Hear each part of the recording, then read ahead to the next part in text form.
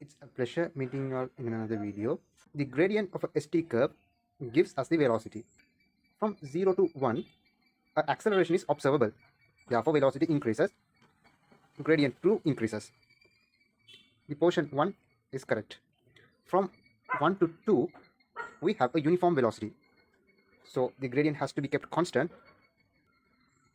In between this portion, it's constant. It's also correct. From 2 to 3, a deceleration is observable. Therefore, the gradient has to decrease. That is also observable between this range. When we examine it as portions, it seems as if the ST graph is the corresponding graph for this VT curve. Let us examine closely if it is really correct or not.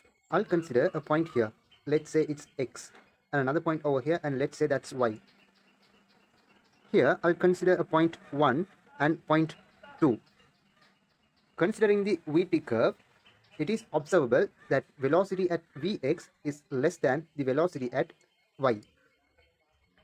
Observing the ST curve, how can we determine the velocity? It's using the gradient. Has a higher gradient than V2. V1 velocity is greater than V2 velocity. Now, if we compare these two graphs, both of them are contradictory. How can we correct this graph? When points X and Y are much closer to t equal 1 time, we can assume that velocity of X is almost equal to velocity of Y. Then what about the gradient? Gradient 1 is also almost equal to gradient 2 in case of the ST curve. Therefore, gradient of graph 2 has to be equal to the gradient of graph 1 when it reaches t equal 1 time. Let us correct this information and see the corresponding ST curve for this VT curve.